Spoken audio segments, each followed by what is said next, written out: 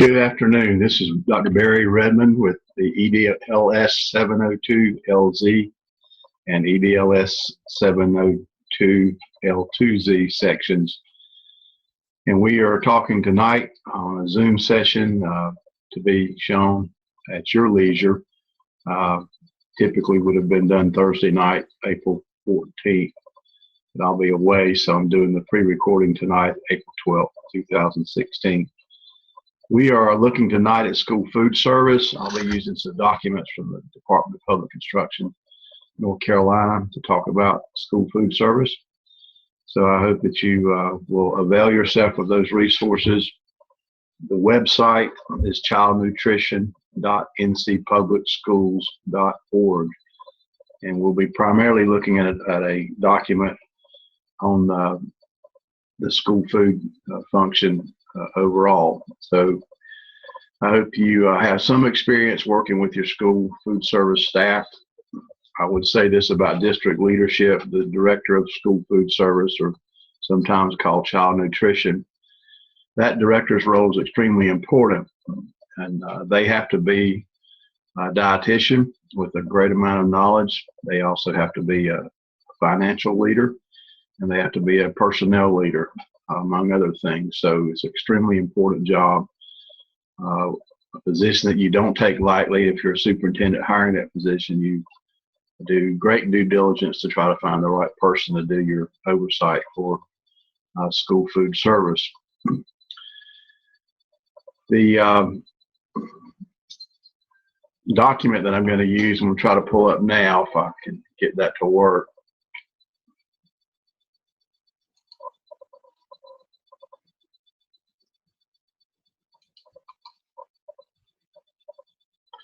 I've titled that document Food Service in Schools, a Complete Overview. So I'm going to pull that up now and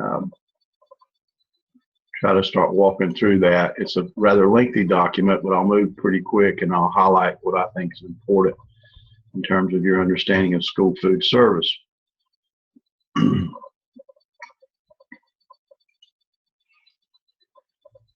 This is a document that was produced by the nutrition folks in June of 2015, and it's about the administrative review process that occurs when DPI comes in and looks at a school food service organization in a school district, and it's filled with a number of key concepts that you as a school superintendent or a director need to have an awareness of. So we'll use it as a way to look at important concepts. The administrative review has certain performance standards that they look at, performance standards 1 and 2, and then general areas, resource management, and program compliance.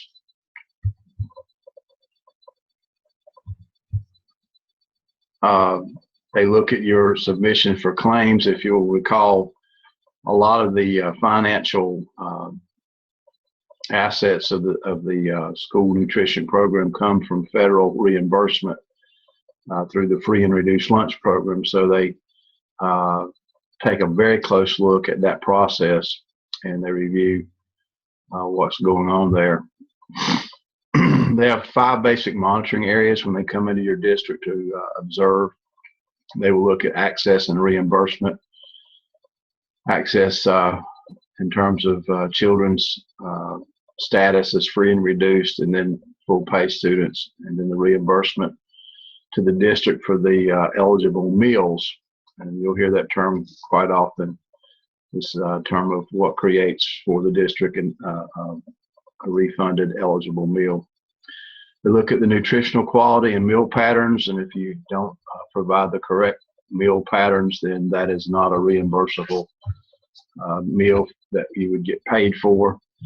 They look at resource management, how the operations occur in terms of staffing hours, the financial process, so on and so forth. They look at general program compliance in terms of the way they procure their materials or food supplies, in terms of how they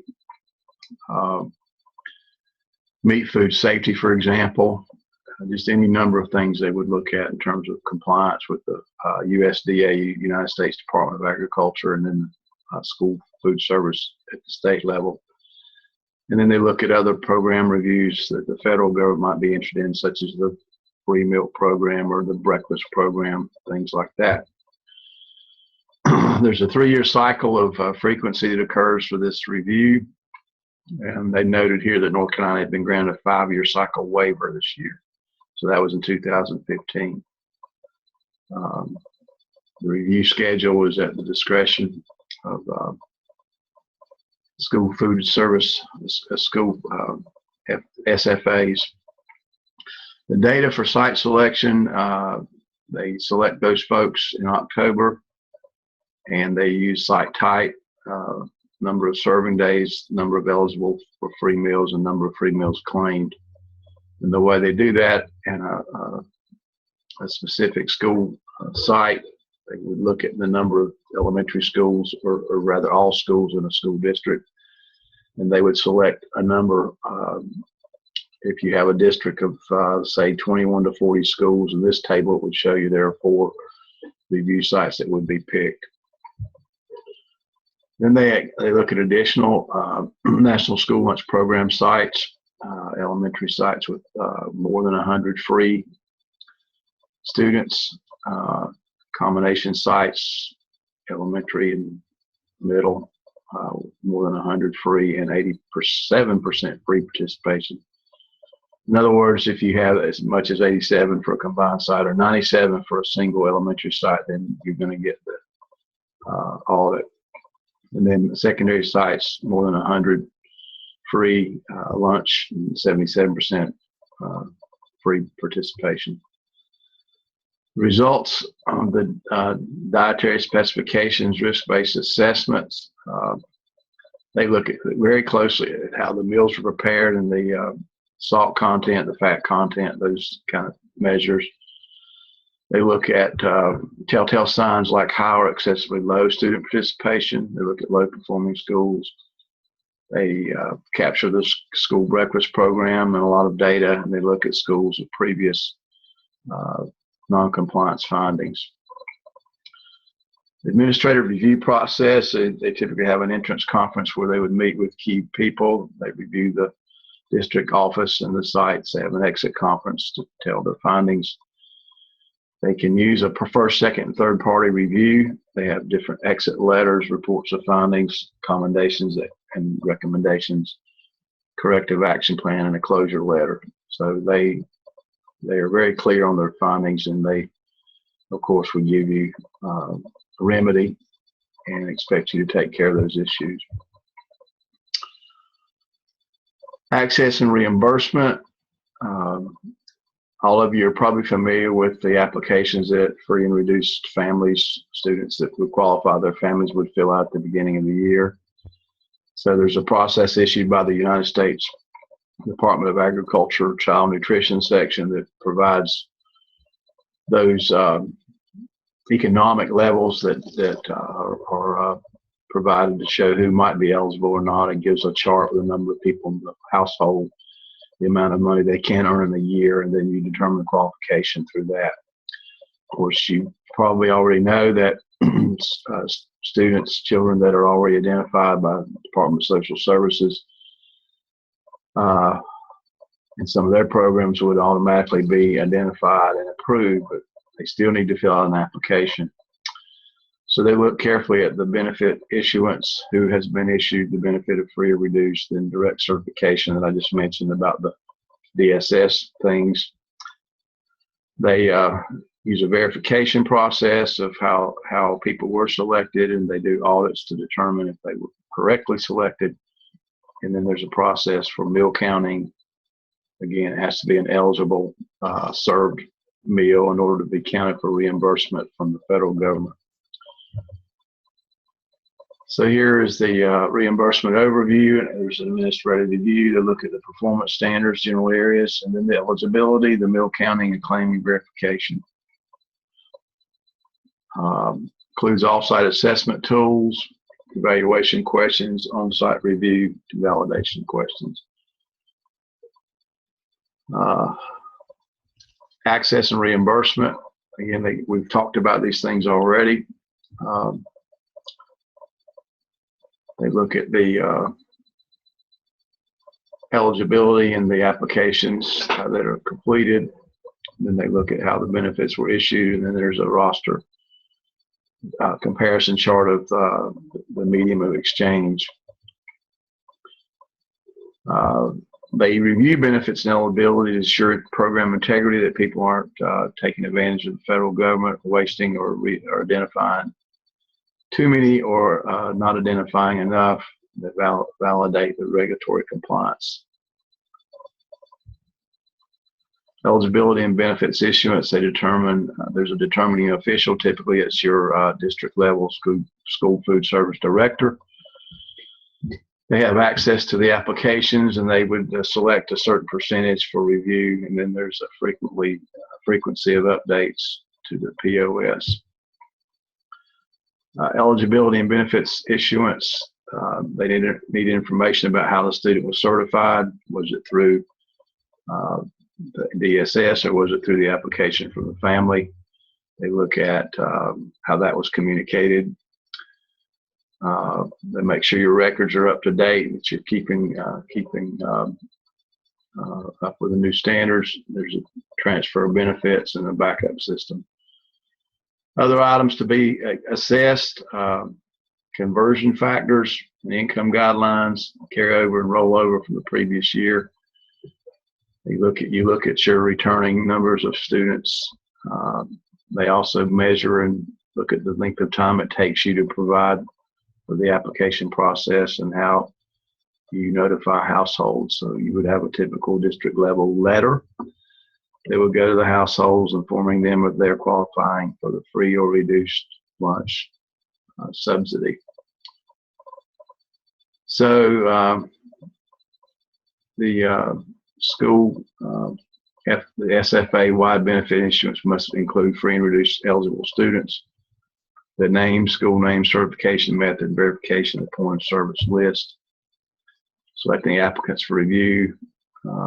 You upload a consolidated list of eligible students through a secure portal.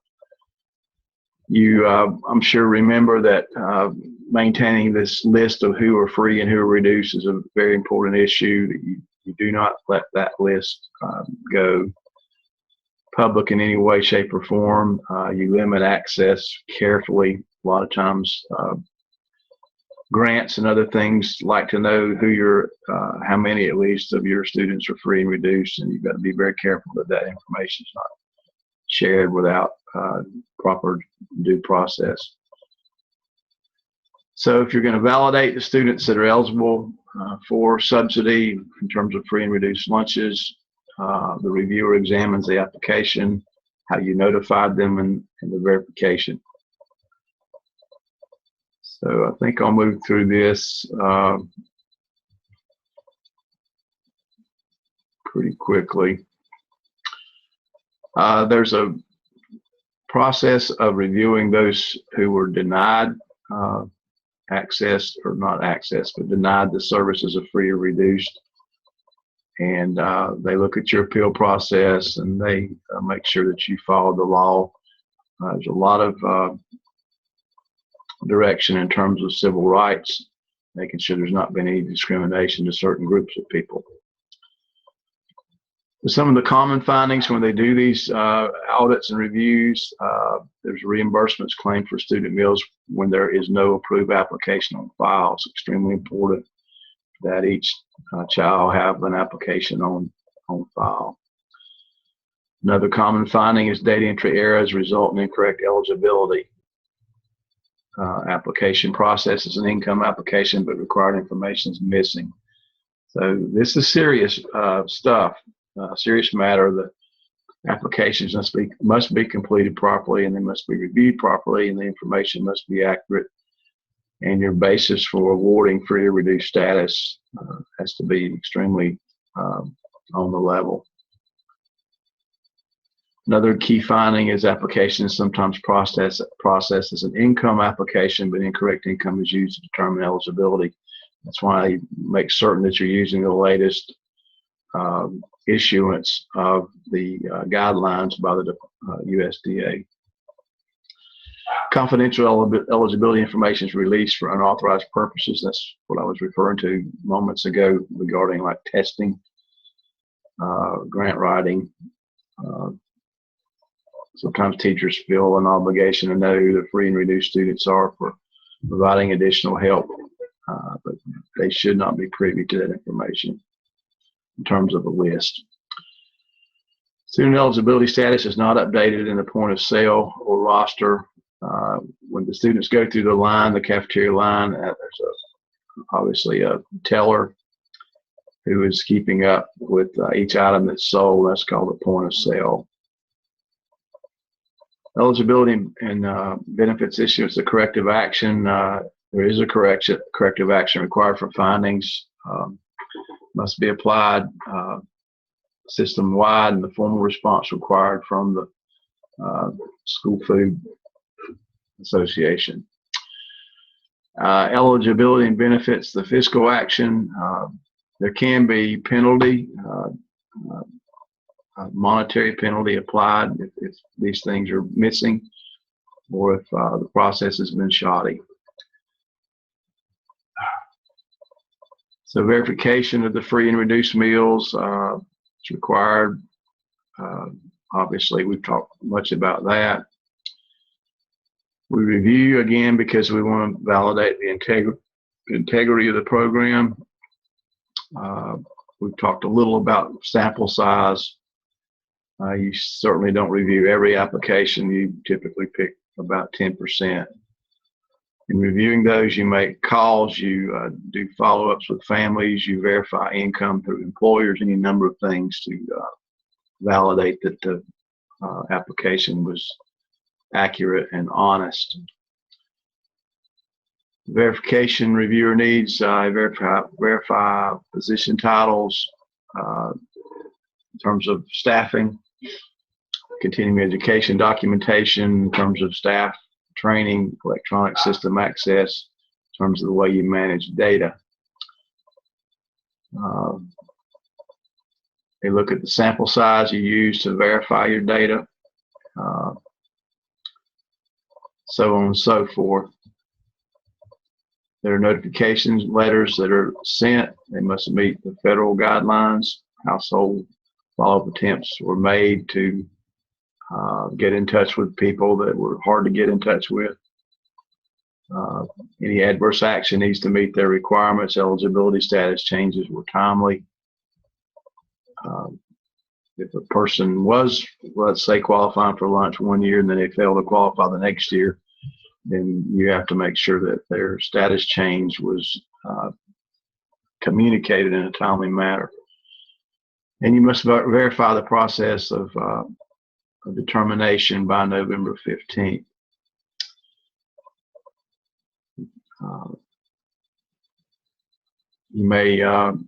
You have to look at the non-response rate. If it's overwhelming, then you need to do some investigation as to why the responses were less. Some of the common findings with verification is that it often doesn't begin on time. It should begin by October 1. It should end by November 15th.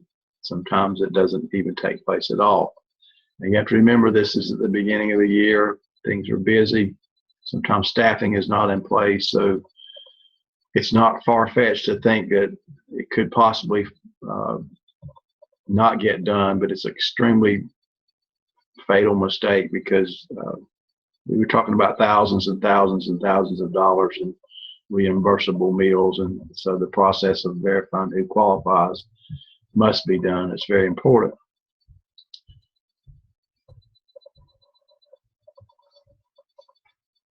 So there's some other issues that are found from time to time. Sample pool numbers not rounded up or inadequate applications verified.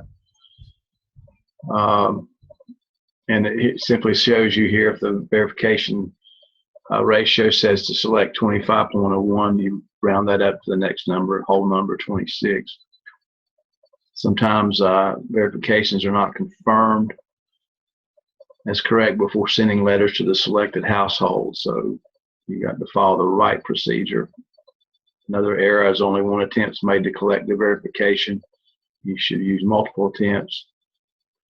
You need to keep documentation for all attempts, and if the student withdraws, then you must select another similar application that's placed to review. So once you name the number of applications you're reviewing in the audit, you have to select another one if that child is moved. Households that reapply after the verification is ended, which were originally found eligible, did not provide another application. That's a common area. If they apply after the verification process, they've got to submit an application. Sometimes there's not updated software, so that's an issue found. Meal counts are required by category and to be counted as designated in the different manuals. And obviously the count has to be accurate for reimbursement. They have different types of systems. Some are electronic, some are manual. There are obviously very standard operating procedures in place. So they talk about these areas: point of service, backup system, continuing ed. So when the reviewer comes into your district, they're going to want to know all these things are in place. Attendance adjusted eligibles, electronic meal counting, alternative points of service, duplicative meals. So you've got to do an accurate daily count of reimbursable meals at the point of sale. You've got to count by certain categories, and you can't overtly, explicitly identify the child as they come through the line. You're going to be very careful that that privacy is maintained. Edit checks are required by the USDA, conducted daily at the site level, conducted monthly at the SFA level, school, that's the district level. They resolve discrepancies before filing reimbursement claims. So one thing you need to understand, these school food service folks in your schools, in your district level, they're not typically paid a great amount of money, and yet they are expected to be extremely accurate. And some of these processes are actually pretty complex. So one takeaway for you is you need to be extremely supportive of your school food service personnel because they have a difficult job. They observe procedures for totaling meal counts. I mean, these are folks coming in there watching your processes for this. And look at the process for the consolidation and reimbursement of all the totals.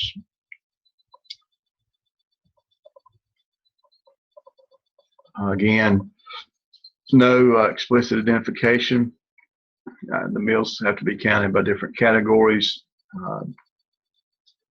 Breakfast, lunch, free, reduced amounts, and no excessive overrides. So meal counting,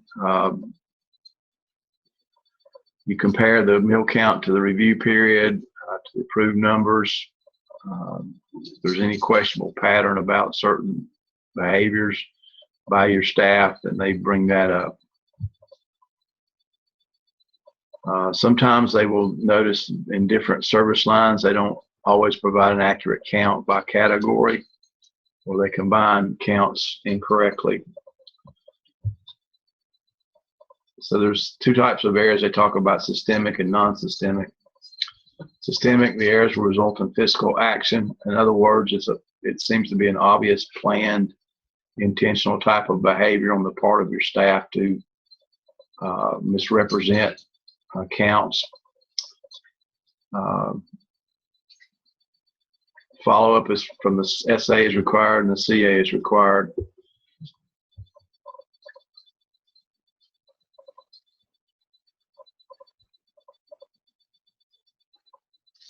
Here's some errors requiring fiscal action. If there's a difference between the incorrect and correct meals, or if the meal counts don't equal the number of eligible meals, meal counts by category exceed the number eligible, or second or ineligible meals were counted. The number of state policies that they talk about with cash management, there are policies that address all of these. There needs to be a charge policy by your Board of Education. That's always an issue with principals, especially wanting to support and advocate for children, yet follow board policy typically board policy will allow a certain number of charges, but we'll either put some money aside to cover that, because remember, food service is a standalone free enterprise separate from your general account, so it can get a little muddy if the board doesn't have a clear policy. So it's always a sticky situation when you have a child coming through the line and they are not on free or reduced, let's say, and they are wanting to charge their lunch. And, if you don't properly train your staff, for example, they can sometimes be less than supportive or kind about it. Embarrassment occurs with the child, and then parents get upset. And so those things happen if you're not careful with good policies and good training for your people. Some of the common findings related to policy: cash receipts not counted and verified by 2 people. Anytime you're handling money, you want to make sure there's at least 2 people verifying the cash that's taken. Unacceptable receipting methods are used. Sometimes when the money changes hands, cash receipts and participation records not maintained by separate people. So there's a check and balance that has to occur. Written cash management policies, not available, not used by employees. A written charge policy, not available. Remember, all these are audit issues, and obviously you're expected to be a part of your procedures. So then we run into go into the meal pattern and nutritional qualities. When they do the audit, they are probably most interested in this area, that you're serving the right types of meals, that you have the number of servings in each of the nutritional areas correct, that you are operating an offer versus serve process in terms of choice for students selecting items off the serving line, that you're keeping up with nutrient analysis in terms of fat content, salt content, sugar content. So there's strict dietary specifications that your food service manager at the local schools have to keep up with, and obviously your district level supervisor has to have a keen awareness of all this. So there's the process for administrative review. Again, the district level will complete the meal component quantities worksheet for each district menu. Review or assesses whether the school offers the students the required meal components for the specific grade and age, and we'll look at charts later that show what those requirements are. They will assess that the students are given access to select a required meal component, and they will record only meals that contain the required components. Now, please be clear on this. If a child does not select, let's say they're expected to pick 5 different dishes to fulfill the nutrient qualifications. If they don't do that, then when they go through the line, that becomes a non-reimbursable meal. So the district gets no money for that meal. So this requires you to train your teachers, train your students, have signage, make sure students are told you need to pick 2 vegetables, 1 fruit, 1 meat, so forth and so on. When they audit you, they will watch the process through the line, and they will make sure that those students are picking the right components, even though it's an offer of different types of vegetables. For example, they are looking at the number of dishes they pick to meet the requirements for numbers of ounces for different nutrients. This is a meal component and quantity worksheet. I know it's not legible, but again, a very clear example of how explicit and detailed the reporting has to be in terms of the meals served and the meals selected and the reimbursement rates that occur. And here you can see the different nutrient groups: milk, meats, and grains, and on down would be vegetables. Best practice is to use this worksheet throughout the year to evaluate menu plans to determine components compliance. There's different production records that have to be maintained and kept, how much of a certain food they prepared and how much was left and how many students participated, all those things. There's fiscal action taken for missing documents. So if you haven't taken time to watch your school food service process and talk to your school managers and your district level manager, director, you need to do that, because you'd be amazed at the amount of paperwork that they have to keep up with. So here's a picture of the meal pattern requirements. And again, it's specific to elementary, middle, or high school. And they give you a certain amount of serving sizes for each of these groups: milk, vegetable, whole grains. And they specify the dietary specifications in terms of fat content, salt, sugar. Milk requirements: at least 2 varieties of fluid milk, fat-free or low-fat. Some schools also provide low-fat chocolate. If you're violating that issue of providing it, then there's fiscal action, monetary penalty. Here are a number of the and we have daily quantities, and we also have weekly quantities that are required. And if you'll remember in your own school nutrition background, the color of vegetables matters. So here they begin to talk about those: dark green, red, orange, beans, peas, starchy, and others. Whole grains is an important component. They must be offered in the district unless a waiver's been granted. Several years back, they did have a waiver process because the origin of that, schools claimed that was so expensive to do, it was impacting their ability to remain solvent. So they gave some allowance for that. You must meet the minimum amounts required by the meal pattern, no maximum limits as long as dietary standards are met. In other words, you could give more than the 2 servings, 3 servings of certain things, but you need to watch the dietitian standards so that you're not exceeding calories, which I haven't mentioned yet, but calories, fat content, salt, sugar content, etc. So that you refer to as a manual by the United States Department of Agriculture on Whole Grains Resource Manual.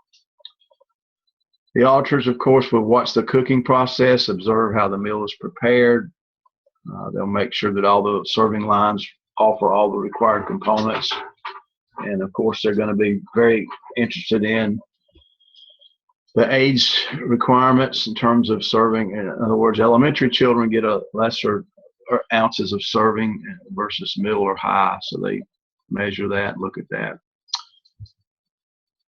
During the meal service, they observe significant meals at a point of service on each line. They determine if they can contain the components and quantities, and then make sure that the students have access and they know how to select. Remember, we talked about that you have to train your teachers to help the students to know that they get a certain number of vegetables, meats, etc.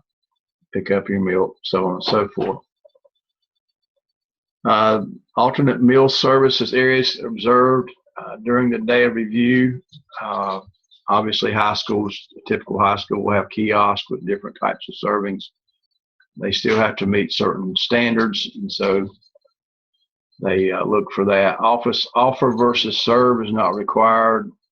In other words, some lunch lines will give you a variety to choose from. Others would simply give you the set number of servings that you need with no variety. Still meet the dietary requirements, but there wouldn't be choice in terms of offer.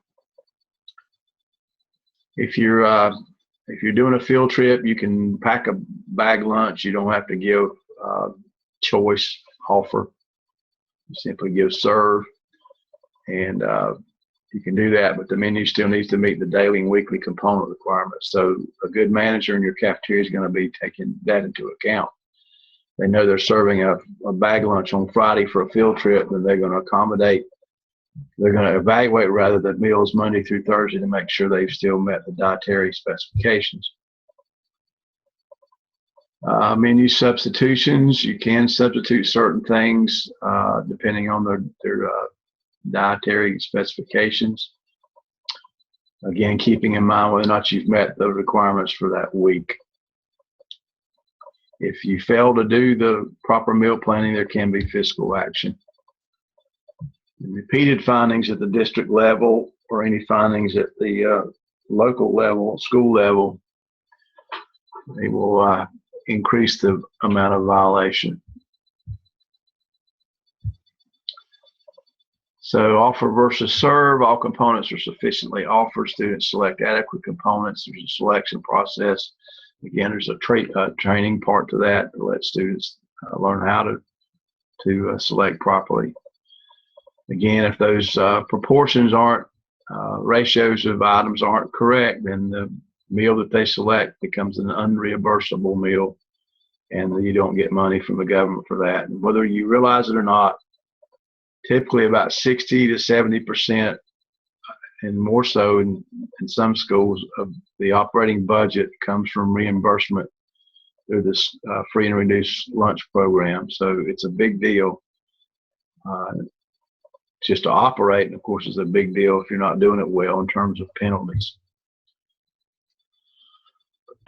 Again, signage is important. They mentioned that here.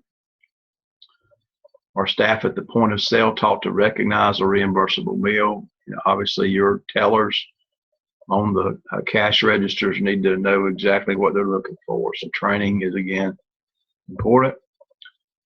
Meal signs posted for breakfast and lunch near the beginning of the serving line. It must be meal specific. In other words, you have to update it, keep it clearly for the meal that day you're serving, communicate options, tell items that can be selected. So back in the old days, you simply cooked up pots of food and served it. And I hope you see already in today's world, it's extremely complex, accurate, detailed. So the reviewers, they watch the meal service observation. Meals selected by students contain a minimum of 3 food components, food items. If it's a reimbursable breakfast or lunch, they've got to have at least a half cup of fruit. Child nutrition staff understands offer versus serve. They can accurately judge quantities, and if the student understands offer versus serve and are aware of all options. So you look at food component or food item. Food component is one of 5 groups: fruits, grains, milks, vegetables, meat. A specific food offered within the component would be a food item. And there you see different ones. Banana would be in the fruit, waffle and muffin would be in the grains. Skim chocolate milk is an item in the component milk, so on and so forth. So offer versus serve at lunch, there's got to be the 5 components. There's no question about that. And then they're allowed to decline 2 of the 5 required components and still have what we would call a reimbursable meal. Students must select at least a half a cup of each fruit or vegetable. Other selections must be a minimum amounts required by the meal pattern. And that's determined by the age of the child in terms of elementary, middle, or high. Here's an example of offer versus serve in K-8. The child picked up a steak serving, some roll, and a milk. It's not a reimbursable lunch because they must also take a half cup of mashed potatoes or a half cup of green beans. In other words, they didn't pick up their enough vegetables, and they didn't get any fruit. So you train your students to know that, and you'll be very pleased that it doesn't take long. The students quickly learn what they need to do in terms of selection. Breakfast, you must offer 4 food items if you're using the offer versus serve process. That includes milk, fruit, vegetable juice, grain, and an additional item. I hope you realized already before tonight's Zoom that this is a very, very detailed,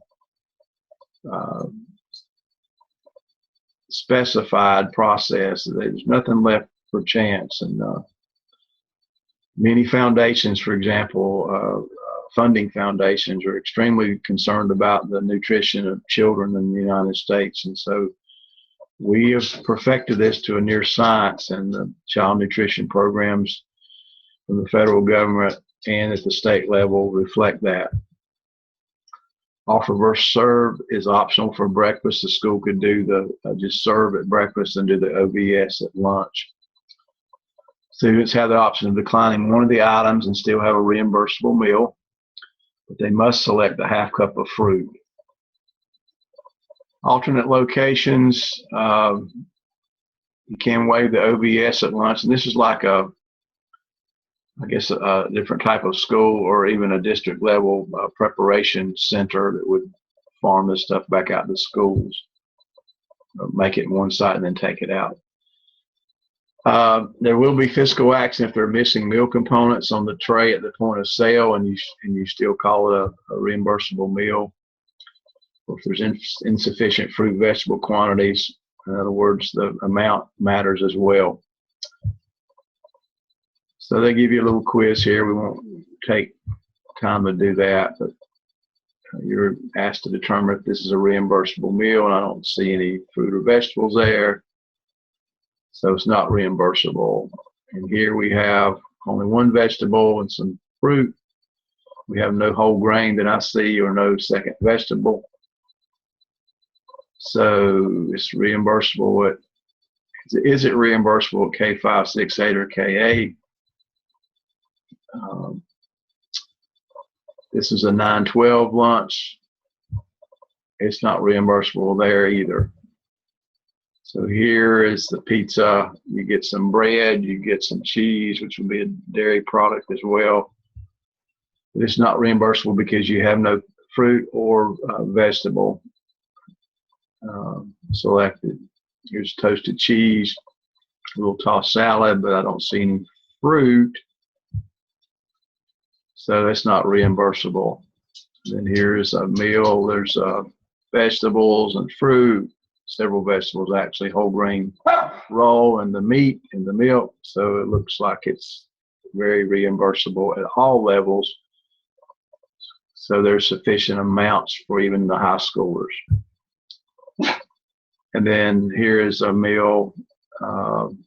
Remember, breakfast was to have 4 items, and you have cereal and milk and crackers, but I don't see any fruit juice, so that would not be a reimbursable meal. Now, please, again, reimbursement is important. If you don't get reimbursed, then the district has to eat that meal, and it adds up quickly.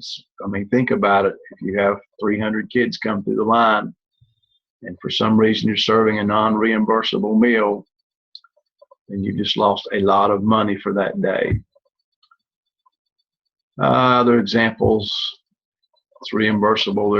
There is fruit, and there's 2 items selected. That's at breakfast, 2 of the 4. There's a biscuit and milk, sausage. It's not reimbursable. You'd think it was halfway decent, but again, you've got to have the fruit, remember. So that was the end of their first day. This is a 2-day program. I'm going to move a little quicker. I mentioned civil rights is extremely important. Make sure that your programs are not being discriminatory on the basis of these areas here. There must be certain posters placed in your schools regarding civil rights and non-discrimination, and continuing education must be provided for your staff so that they understand how to operate. The district level and the school site monitoring must occur. There's a compliance worksheet provided, and the schools have to work through that and keep it on file. So there's a question about the review of complaints. You must have a process in place. You must have a log of any allegations, history. Deficiencies must be addressed, and funds are withheld if you don't take care of those areas. There's an annual on-site review, at least in North Carolina, for every school cafeteria, and it's by February 1st. The non-public and charter schools, they have to have a biannual self-assessment for every site by November 1 and April 1. And then corrective action and follow-up within 45 days of any finding. Self-assessment or the on-site review, they'll request a copy of the on-site review. In other words, your directors will have gone through these step-by-step checklists to make sure they're compliant to start with. So they'll ask for a review of that. So there's no fiscal action unless it's a repeated or egregious type of behavior. We'll mention the word procurement probably several times, but this here is talking about competitive foods in terms of snacks and vendor machines.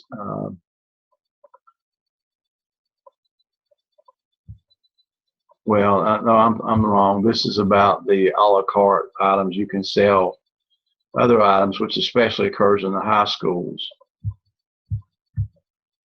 where you can sell a la carte just off the line, and they can buy just a slice of pizza, for example, or just a bowl of French fries, so on and so forth. Again, that's full cash pay. That's not the free and reduced provision. So here they're talking about vending, school stores, fundraisers, etc. Healthy Hunger-Free Kids Act of 2010 provides additional funding for schools if they do certain practices. It provided authority to establish nutrition standards for all foods and beverages outside of the school nutrition programs. It specified nutrition standards for all foods sold outside the school meal programs on the school campus anytime during the day. So not only are we monitoring the school cafeteria process, but we're monitoring outside vending as well in terms of your snack machines and activities after lunch is closed. Standards must be consistent with dietary guidelines and represent minimum requirements. Local standards can be more restricted, so your Board of Education can have more stringent requirements. Smart snacks are pursued.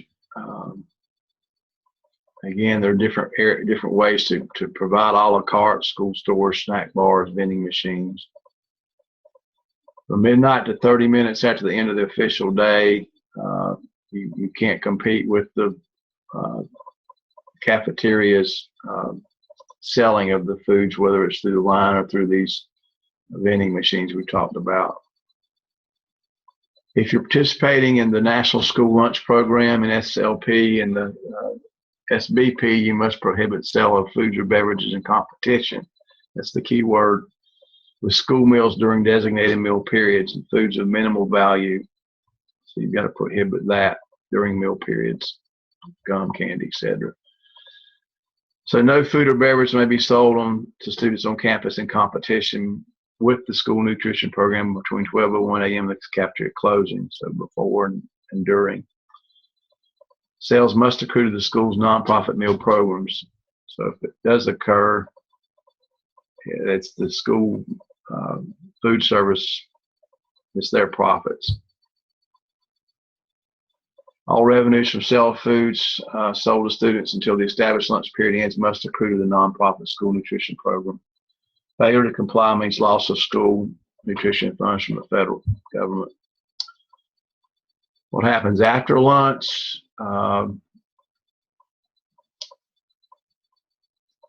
You can extend the existing competitive foods rule to 30 minutes after the school day ends. If you desire to, you can allow the school nutrition services to control all the food. All this is a local decision. Purchase qualifying snacks and beverages from school nutrition, or you can control your own sales of foods and beverages after the lunch period.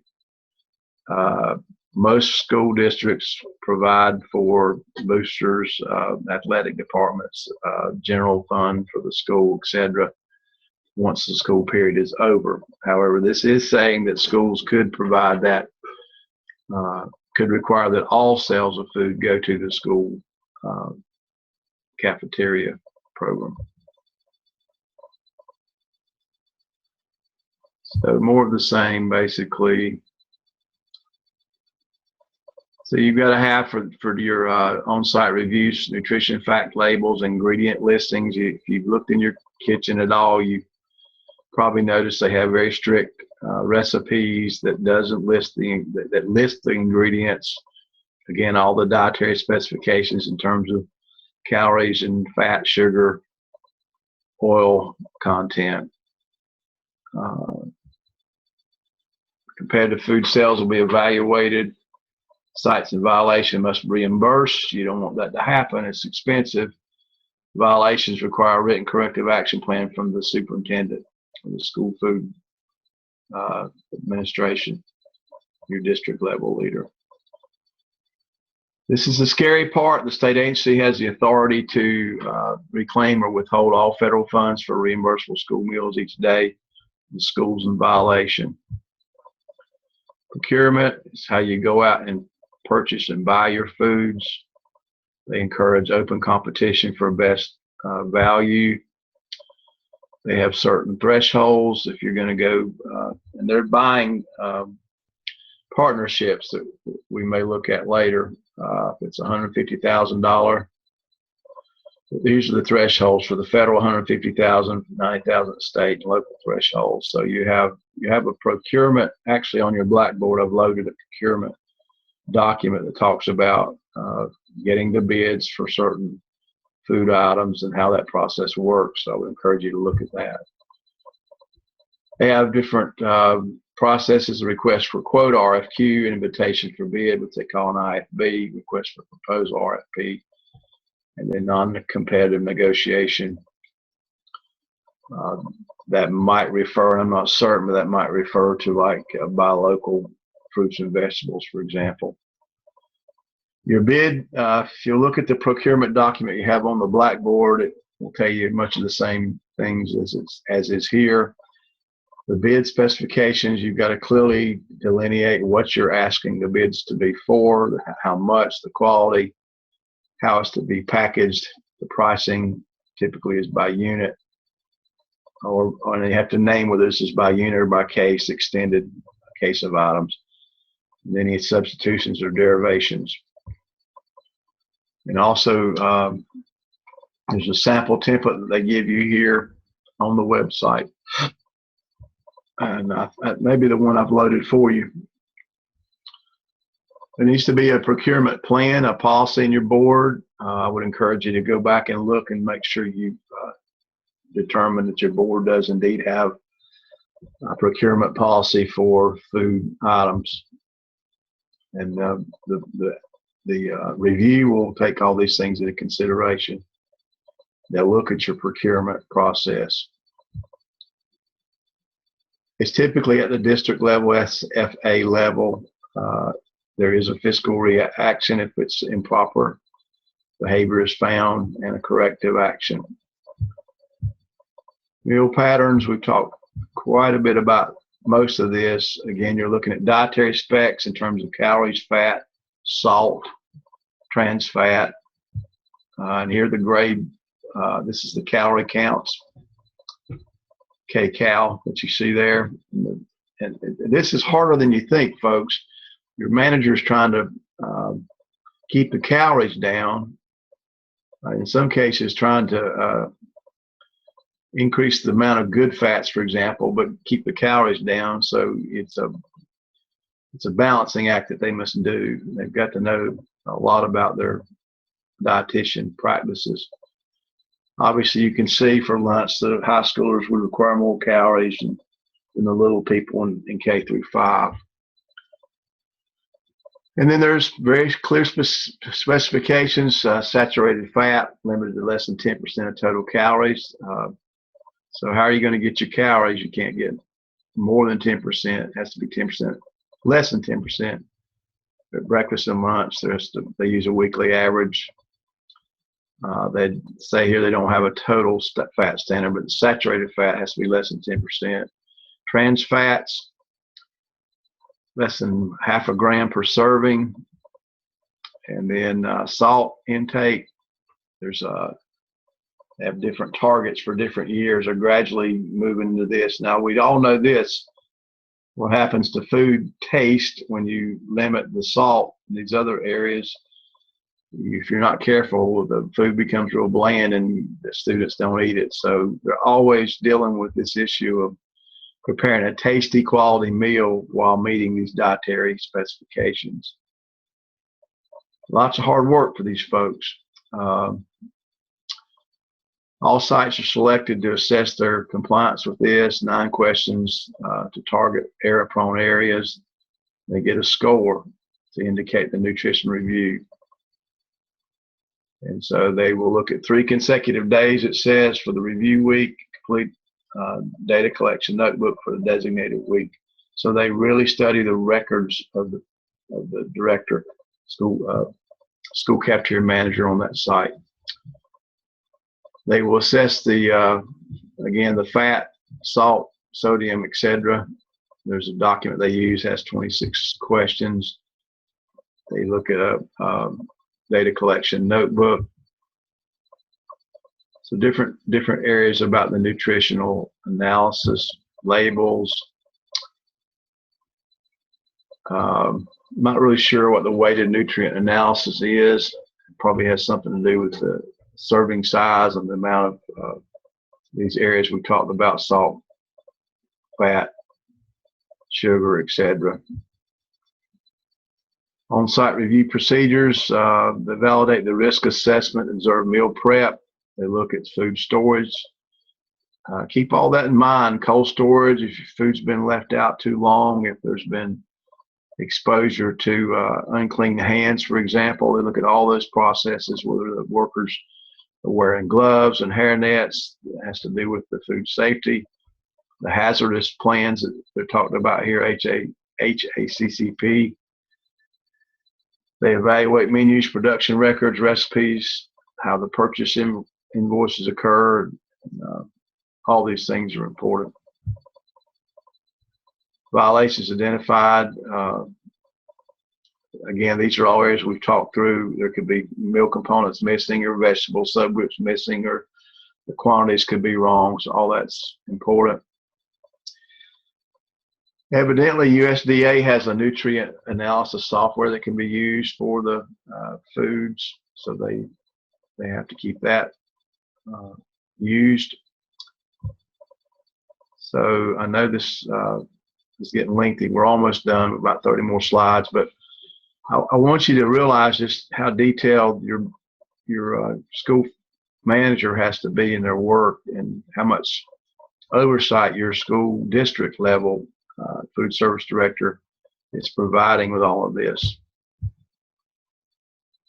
Resource management, you know, they are a standalone free enterprise, so they've got to count their beans real close to make any kind of money. As you might suspect, these new requirements in terms of the dietary specification makes it harder and harder to buy the right kinds of foods. Higher nutritional food is more expensive. So managing the cash flow is extremely important. It's a nonprofit school nutrition account. They're not in business to make a profit, but they've got to at least break even. And when they do make a profit, obviously you can put money back into the program by buying more equipment and things of that nature to help your program. Indirect costs, we mentioned a little bit in class. The district can assess the school food service department and indirect costs for managing personnel records or providing for space, etc., but only if that's if they're making money. So if they don't make any money, then the school district can't charge any indirect cost. So there's a number of issues that take place when you look at resource management documentation. There is lots of technical assistance provided from the state. There is corrective action required. If they have findings, you must fix it.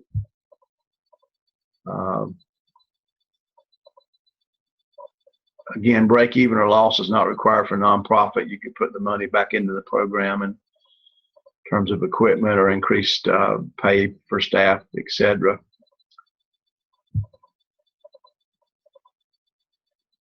So we'll go into that. Accounting system. The state has a specific accounting software they use. They have their own chart of accounts. I've got a document that I'll load if I haven't already on chart of accounts for school nutrition.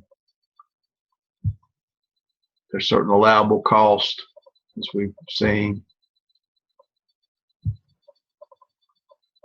Here are certain allowable costs they list: the salaries, wages, travel, continuing ed, meetings, conferences, printing.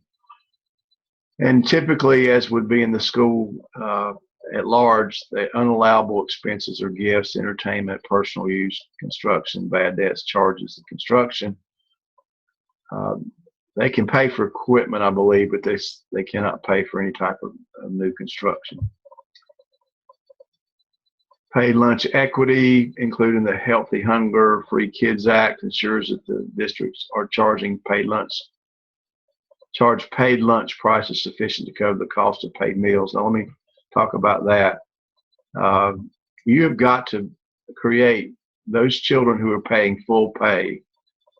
They have to, and I forget the percentage, but they have to pay a certain level of pay for that lunch so that the district is not so dependent on the reimbursement from the federal government to break even or stay in business. So you can't, for example, charge $1.60 for a lunch when you know it's costing you $2.20 to make.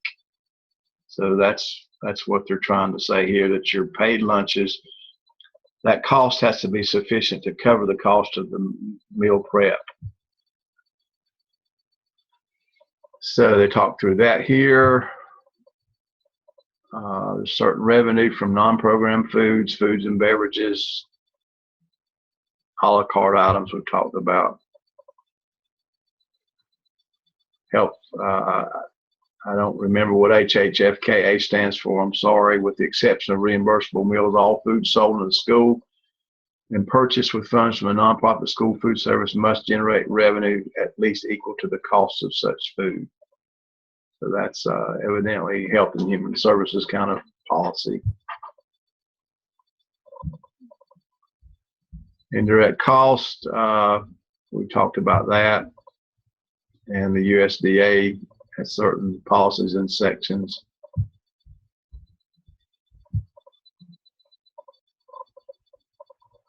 Again, procurement, there has to be a contract in place for purchasing volume items. And a lot of states will have conglomerations of procurement groups, because the more you buy, the cheaper the price is. So they will create a process where, say, of the 100 districts in North Carolina, probably 60 are in a buying group, so that the price goes down. I'll flip through this. I think all of you are familiar with local wellness policies. A lot of integration occurs with healthy and safe schools kinds of issues, where they have wellness policies and groups, community groups participate and create these local wellness policies. It's an important part of school nutrition.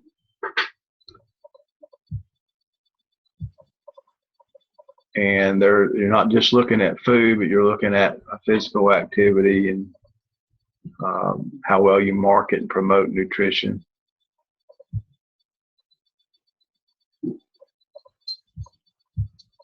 Water, you've got to make it available to all students in the school. During the cafeteria, potable, of course, is pure enough to drink. It must be made available, and we talked about this in the facilities visit to Stuart Kramer. There's got to be a water source inside the cafeteria. So make sure you've got that in place. Water can be provided in a variety of ways. You're not required to take it. It must be available, though. So food safety, if you go on the website for child nutrition, they do have an HACCP process, a written plan there. We may look at that next week.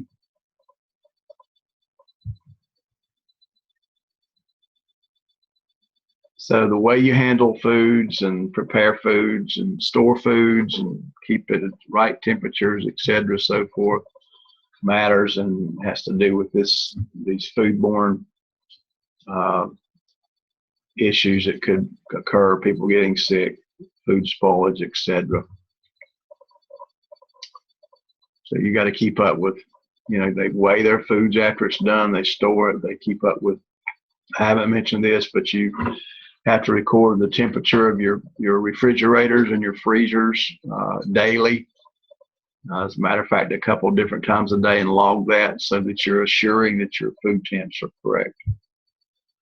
If your food has stayed out too long, there's certain requirements that you must get rid of the food, just like you would in a restaurant. You must show that the site has been inspected for food safety. Just like any restaurant, there is a health rating that must be posted. They talk a little bit about summer programs, breakfast programs. You must inform your families of the availability if you have a reimbursable breakfast program. And you've got to send out reminders, and they give you a variety of ways that can be done through your PA system, printed material, or menus on your website.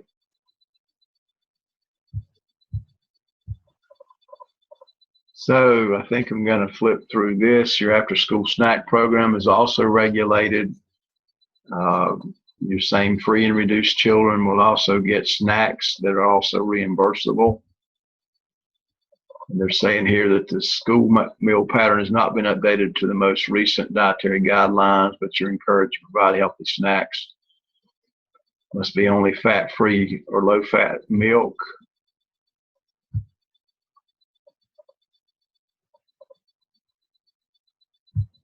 So same kinds of eligibilities and requirements in the after-school programs. One snack per child, production records completed daily. Menu compliant with meal patterns and counting and claiming at point of sale. Records kept for 3 years. So all this is related to the after school, similar to the during the day. Summer school availability. You got to advertise to the community that you're having a lunch site during the summer, and some districts really count on this. So again, it has to be done correctly.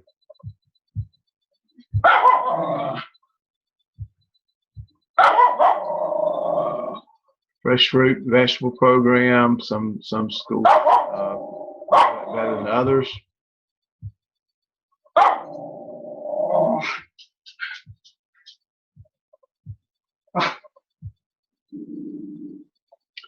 Once you go through the administrative review, there's a review at the end. There's a conference that occurs. The preliminary findings are signed by the district person and the reviewer. There's often a second party review in terms of a peer review. There's an exit letter and review of the results, and there's a corrective action submitted and approved.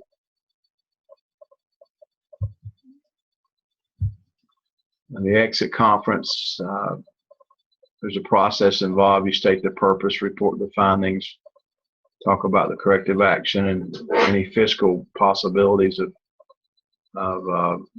penalty.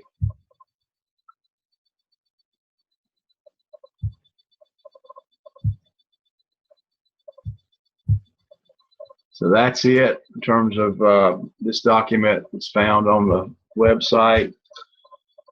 Again, I would encourage you, in the next Zoom, we'll probably continue some of this with some other documents. I promise will be less dry.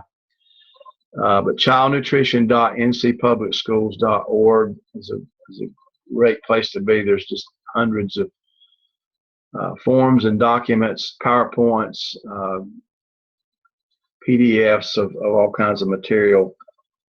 We talked about food safety, hazardous analysis, critical control. That's what HACCP stands for. There's a lot of resources on there for that. Encourage you to look on the website for the USDA, which is www.fns.usda.gov. We'll have a number of issues there. So I'll wrap it up for this Zoom tonight. We will spend a little bit more time on the various components of running a good school food service program. Talk a little bit more about training. Talk a little bit more about hazardous foods, inspections, the role of the board, etc. So thank you for listening in. I guess the takeaway I would give you is that your school food service people are extremely important to your district. If you're not paying attention to them, do so. They work extremely hard. They have tremendous amount of financial records to keep in addition to the dietary specifications they keep. They are an integral part of your interpersonal relationships with people, parents, and children. They are involved keenly in your issue of safety across your school. A number of safety concerns could develop if your school food service people don't do a good job. They're part of your facilities in terms of equipment, how your building is used. Quite often their employees are combination job people in terms of driving buses or serving in the school food service while being a custodian, for example. So bottom line, they're extremely important and valuable employees. You need to know what they do. You need to take good care of them. Listen to the Zoom, and I'll be in touch with you later. Thank you.